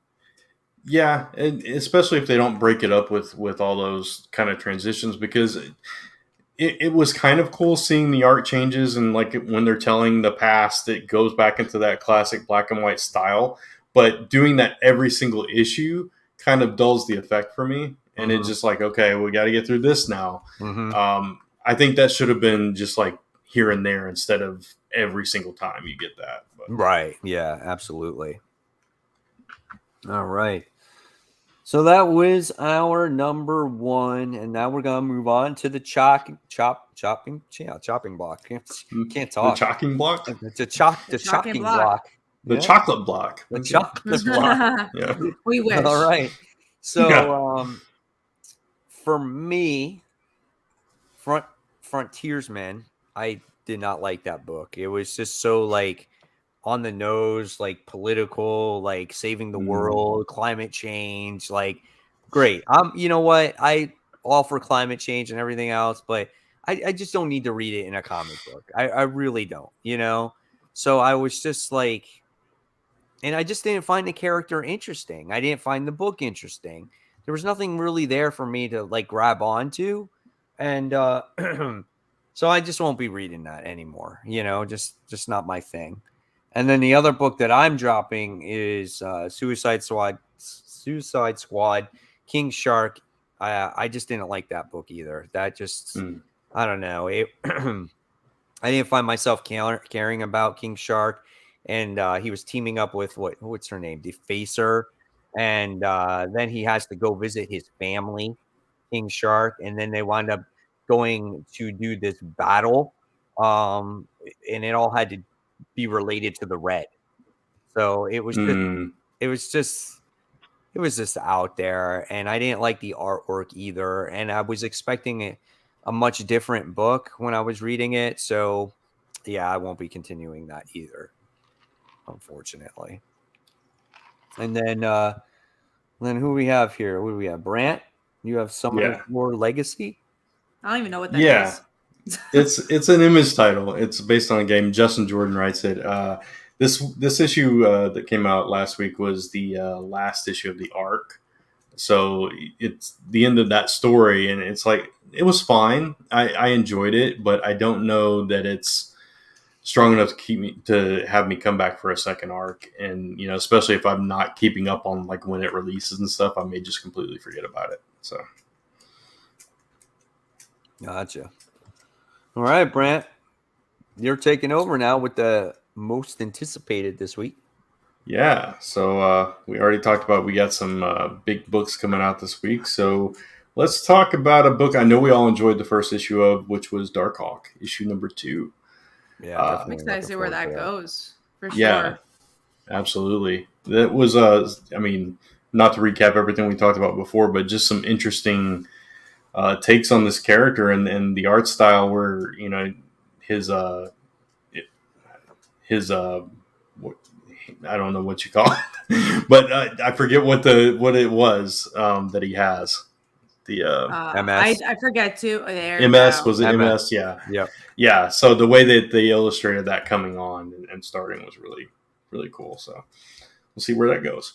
We also got which we talked about this last week, but I guess it was delayed. Superman Son of Kal-El, issue number 3. So I mean, I've been loving it surprisingly. So I'm excited to see where it goes. I agree. It's such a good book. I love John being a character of his own. Yeah. Tom Taylor will probably get the shine on this book since it's not tied into Fear State. So maybe he's got more creative juices for this issue. Yeah, exactly. All right, so we got going from that to this, Miles Morales, Spider-Man number 30. We've kind of given our thoughts on this, but this is the 10-year anniversary issue. So this is the issue you got to buy because this is the new costume. Right. So I mean, you got to look at it like the original Spider-Man when they changed his costume for the first time, right? Look how popular that was. Now Miles gets a costume change. Will that be just as popular 30 years from now? Yeah, spec book. We'll see. Will it? I don't know. Will it? In 30 years, I'll be 76 years old, and I'll be like, time to sell them comics. Oh, shoot. All right. We got staying in the Spider-Man family. We got Black Cat number 10. I don't even remember what happened last issue, to be honest. Okay, this is when she she's kidnapping like Star and stuff, right? Yeah, okay. So that's really good. As she's acquiring all the Infinity Stones, but in people form. Right. I wonder who's next then. What's his name? Amulet, maybe. Oh God. No, Amulet. We saw him in the Miles. See, that's a perfect example right there. That book was so bad. Oh, it was so bad. That Miles book. It's supposedly tied into Infinite Destinies. And that character, Amulet, was horrible. Yeah. You remember Amulet, Cat, don't you, from Miss Marvel? Yeah, from Miss Marvel. Yeah. I did not like that character either. Yeah. I forget. He's got an Infinity Stone now. No. Does he? Yeah. Interesting. Yeah, I don't remember anything about the character besides that he just randomly showed up a lot of places and talked to Miss Marvel. Yeah, exactly. It was so weird. That's kind of what he did in Miles Morales too. So maybe he'll do that in Black Cat. Yeah. Going to the other side of the pond with not the other side of the pond. It's still I don't know why I said that. But anyway, Robin number 6. Tournament's going on. He's on the other side of the pond. You just don't know where. Yeah, that's true. Yeah. It could be in the UK. You never know. It could be. Robin is such a freaking good book. It's definitely one of my favorite books out right now. I can't say enough about it. It's honestly the big reason why I'm excited for Williamson to take over Batman. Yeah. That's the only reason I'm excited for Williamson to take over Batman. Don't you want to know who Respawn is, though? Yes. Yeah, I'm absolutely. excited to hear about everybody. Like Respawn, the Flatline. I want to learn about every single person. And now that you have Deathstroke Inc., which I guess is the next book, but you have that book coming out. Like, are those going to be tied in? Because you have Deathstroke and you have Ravager in this book. Yeah. So yeah, let's talk about that. Yeah, and Black Canary being teamed up with Deathstroke. Yeah, that's weird, right? It's really weird. That's gonna be interesting. I will say my only hesitation for Deathstroke Inc. is I'm not a Howard Porter fan, so I'm a little worried about the art, but I am excited for that book. Same here. Yeah. Yeah, we'll see what happens. That long flash run art. Yeah. So we talked about Deathstroke. We got Thor number 17. Yep. And on such a cool cliffhanger, where it was the mom and the sister came back. I'm like, oh, that's gonna be And where's his freaking hammer? Right. Yeah, well, he left that somewhere. He's not chilling for anyone to pick up because obviously, the hammer's not worthy for him, but yet other people can pick it up randomly and he just leaves it somewhere. So what the heck, dude? Right. We do have another $5 super chat. Thank you so much, New Type. The problem with Amulet is that Red Dagger was a way better sidekick to Miss Marvel, and Miles is the better love interest. Interesting. Miles to Miss Marvel, or I forget. Were they love interests to each other? I don't remember. Were they? Or you mean Red Dagger was a better? I don't even remember. Red Dagger was definitely was a love interest in Miss Marvel, who was an interesting character, but I don't feel like they did that much with him. Using like an issue or two. He wasn't in all that much though, right? Red Dagger. Yeah. No, he was there to get Bruno jealous. That was right. Yeah, exactly.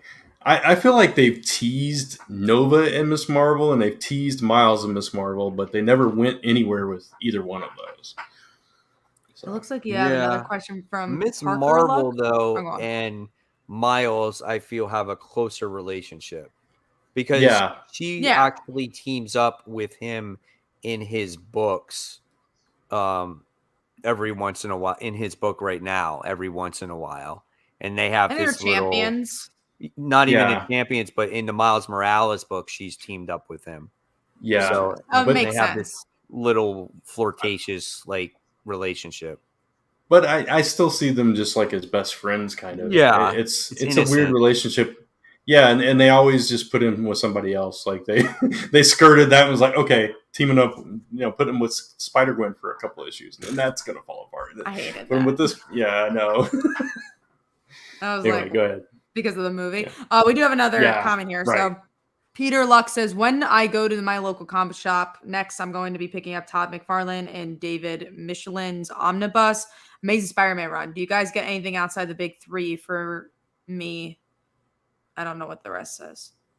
But do you guys get anything outside the big three? Yeah, we get so many indie books out there for sure. I get a lot of the Omnibus. I get a decent amount of now my shop is starting to carry more Vault and Aftershock comics. So I've been checking those out, which is actually some decent stories. Boom Studios, definitely reading those. So absolutely. Got Kickstarter books as well. I try a lot of Kickstarter books. I try most of Boom stuff. I at least look into a lot of Aftershock stuff. Image, of course, So we definitely try the lay of the land. We look at all the books coming out that week and whatever interests us as a story is what we pick up. Yeah, I think AWA, we tried a bunch of books from there as well. Mm-hmm. You mentioned Amazing Spider-Man, so we'll go to that one next. Amazing Spider-Man number 74. So I'm not excited, but I'm not excited either. But I'm ready to read it. I am excited. I need to see how this excited? I'm excited because it's over. It's done. But that is true. No, are we promised? Nick Spencer is done, and that's what I know. am happy about. I'm just scared they're trolling us, and one more day won't be reversed, and I'm nothing's going to happen in this issue. Too. I'm afraid. And then after Beyond, Nick Spencer comes back. Oh God! It's like Beyond Spider-Man. Beyond. It's like Nick Spencer. That didn't work. Kendrick gets his own book. He becomes Spider-Man. Oh no! Oh, that'd be terrible. Yeah, I'm afraid though they're not going to retcon that. I agree. You know, so I don't know. There's a lot of pages. There's a lot of story to be read there. It's gonna be the first book I read. Yeah, me too. I hope that it ends on a good note, and you know, and Nick Spencer kind of redeems himself. I don't think there's any redeeming though. No matter what happens in this issue, unless freaking Mayday Parker shows up, I don't think it's gonna redeem. That is gonna be like, oh my God, never mind. Nick Spencer had a great run. I think it's just gonna be like, okay, can it just end well? You know, can it just stick the landing? Right. I know there's some people that actually really like this run though. Yeah, no, there definitely are, and I'm so happy to hear that. Like, if anyone can enjoy a Spider-Man book, I'm always happy to hear it. But it just. I think because for us, and maybe they've been reading Spider-Man all their life too, but you know, we're hardcore Spider-Man fans that are reading so long. I've just read better runs than this. Right. I think he had obviously he had a plan of what he wanted or what he had in mind. And I guess people are going to say, obviously, that this was better than the Captain America run because Secret Empire, he infuriated so many people. And, you know, with the Hail Hydra thing and it's so much like, I guess it was politically driven and stuff like that. So I think he just, you know, in a way he made up for that. And he tried, and maybe people didn't like this story, which I was one of them. This is something that you could have told in 10 issues and it would have been done. Yeah. The one thing I can say about his run is that he's definitely passionate about Spider-Man and the history of Spider-Man. Right. That is for sure. That is for sure. Sometimes good or bad. Yeah. All right. Moving on from Spider-Man, going indie. Mike wanted to talk about this one. Something is Killing the Children, number 20. Yes, this is a book that I always feel that you guys should read. It's a really. I'd love to. Volume 1 is not available like anywhere to get that trade. Really? Yeah. It's such a well done book. I mean, Erica Slaughter is such a mysterious character, especially when you first read her for the first time. And now they're exploring her origin story of how she became the person that she is today. And, you know, how she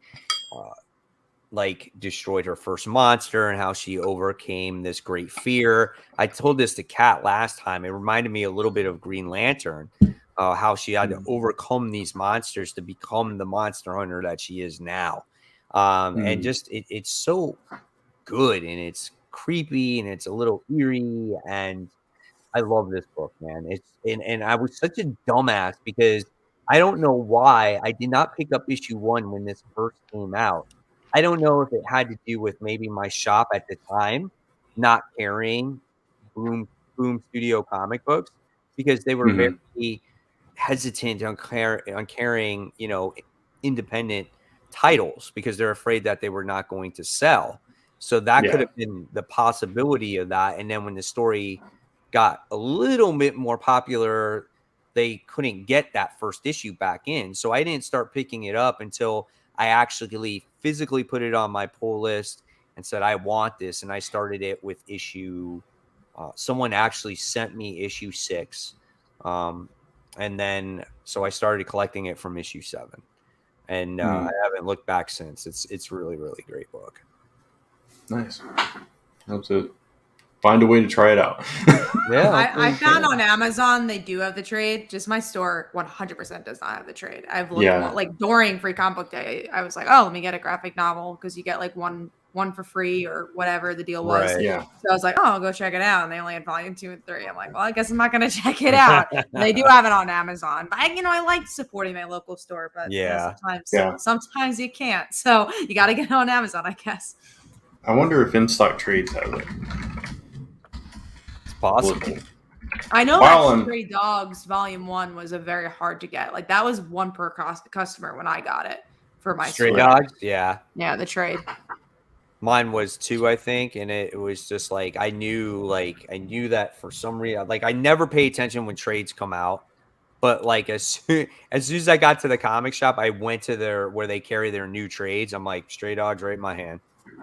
Well, luckily it was like on the rack in front of me because I never look at the rack just because like I always have my pull list, so I just go there and I'm like, cool, these are my books, bye. And I never really look at it, but sometimes they'll have like the new releases right in front, and they had Stray Dogs to trade. I'm like, I want Stray Dogs, and I was like, cool. And then I was able to. Even though I get my pull list, though, I always look through that rack anyway. My rack is like throughout the whole store, so it's not in one spot. It's like you have to go walk through the whole store. I'm like, I don't have time for that. I got to read my comics. Got to review them. So I usually I gotta go. Exactly. Like I'm in and out. But I also go super early, so I usually go like when my store opens, which is good. So at least I'm able to like get everything I need. Looks like they have a deluxe hardcover of volumes 1 and 2 coming out in October, but that's it. Oh, that's not that trade. Does it say how much? It does not say how much, unfortunately. That would be a good one to have, though. Deluxe hardcover, that'd be nice. Yeah, true. It's probably a good way to catch up. I had that for the Saga Omnibus. Yeah. So the last 2 books we got to talk about are 2 Marvel event books, basically. We got Darkhold Alpha, #1, which I don't know what Darkhold's about. I keep hearing it. I have no idea what it's connected to. Witch. Yeah, it's a book of magic, basically. Yeah. Oh, I'm not picking that up. I didn't figure you would. The only reason that I know Federico's doing the art for one of the books. I can't remember which one. I think Blade, maybe. But other than that, I don't know. I don't know how I feel about this one. What about you, Mike? I'm picking it up. Are you picking it up? Yeah, I'm hesitant. Honestly, I'm not gonna lie. I am kind of on the fence about it. But being that this Darkhold thing is kind of like hitting the airwaves, Scarlet Witch, and they're making it kind of a big deal. I want to see what they do with in the comic books with it. So I'm going to check it out. And it's an alpha issue, and then it takes place in a bunch of one shots. So if the alpha issue's halfway decent, then I'll check out the other one shots. So this is the book she had in the TV show. Yes. Yeah. Okay. At the very end, remember when she was reading it at the end, and you could hear the kids. So that's that book. Yeah. Okay. Cool. All right, and then we have Inferno, more X-Men love. I want to know what's going on with what's her face. So I'm like, okay. I'm checking it out. I'm interested because of her. Yeah, I'm going to check it out for sure. But I'm getting the art germ cover for that. There's a art germ cover on there with Mystique. So I'm getting an Emma Frost cover. I'm getting cover B and E, whatever those are. But I'm getting Emma. I'm also getting 2 covers for Amazing Spider-Man. I don't remember. You see that one, Brent? Yeah, I just saw it. Wow, yeah, that's a nice cover. That was my #1 comic book cover of the week. So yeah, I haven't watched your video this week yet. Yeah, yeah, they make the one that has the logo on it, and then there's a 1 in 100 version, but that cover they're going to sell on the rack, so I'm definitely picking that one up for sure. Are you getting multiple covers for Spider-Man and Inferno, or just one? It's so expensive is the issue. That's why I had to stop at 2 for Amazing Spider-Man. I'm like, I'm only getting 2. Even though the crappy thing is I'm going to have to I don't want to buy a ton of books at the other comic book shop. I just want to get enough to read, and then I'm going to somehow try to make another trip again later on in the week. So I don't know. I want to definitely only get 1 cover for right now for Amazing Spider-Man to read. Yeah, see, that art germ cover is. Yeah, that's cool. I like her transforming too. Amazing. Yeah. And that's the wrinkles in it. And I love that's the one I'm getting. Yeah. That's a gorgeous Emma cover too. Yeah. I love the sunglasses on there. Yeah, I really like both of those are nice. So good. But I'm going to get 1 cover Amazing Spider-Man to read, and then that Inferno book right there. Definitely getting the art germ one. If they have the Emma one, I'll pick that one up too, because I really like that cover. Yeah, I like both of those. That's a hard choice right there. But yeah, that's all our most anticipated this week. All right. So that looks like that we're about to wrap up the show. Do you guys have any other things that you want to talk about before we close it out? Just, check out Buy Visibility. We've gone up a couple of backers since, so that's kind of cool. And then tomorrow will be, my comic book review. And I might do something about Spider-Man, like a separate video about that, just because, like, it's Spider-Man and I would like to discuss it. But it really depends what happens in the issue. Like, if there's something to talk about. So we'll see. That's it for me, though, I think. Yeah. I'm going to see Venom. So I don't think I'm doing a video about it, though. But maybe I'll post something on Twitter about it. Cool. All right, guys. And then, of course, for me, you can check out my all my videos that I posted. I think Sunday I did a video called 30 Years of Collecting, and these are a list of books that I still don't have. So it was kind of cool, and it had to do with just like a lot of key books out there that I could have had and bought when I was a kid, and I didn't buy them because back then I thought they were too much money, and now they're still too much money, but they're just a lot more money. Like, for example, New Mutants issue 98. I could have bought that book back in the day. It was in a back issue bin, and it was $5. So young 14-year-old Mike Spider-Slayer is like, I'm going to spend $5 on this guy that I have no idea who he is. Or I can spend $5 and get 5 Spider-Man comics. Think about that, right? So little do I know that years later, look what happens to that New Mutants issue 98. Right. So those are the little stories that I talk about in that video, which I had a lot of fun doing. I'm going to be doing another one, I think, next weekend with comic book issues that I missed buying as an adult. So a lot of it probably would have to do with new series. So I'm looking forward to doing that. And then check out my comic book haul. I mean, that's coming out hopefully tomorrow. We'll see what I get. And just check out the other videos on my channel. So I guess that's it, guys. We're going to wrap it up. So as always, everyone, thank you so much for tuning in for tonight's show. Thank you for the super chats. It was awesome. All the wonderful comments. Hopefully you guys will come back next week. We'll do it all over again. And of course, subscribe to the channel and to both channels, Comic Book Weekly and Comic Book Corner 2.0. Don't forget to hit the bell for notifications and make sure you turn on all notifications and then give it a thumbs up if you liked it. And of course, guys, follow us on the social media that we kind of do, which is Facebook, Twitter, Instagram. But of course, most importantly, we do the YouTube one. So as always, guys, this is the waving part. This is the thank you part. And until next time, this is Mike Spider-Slayer, Brant Fowler, and Comic Uno.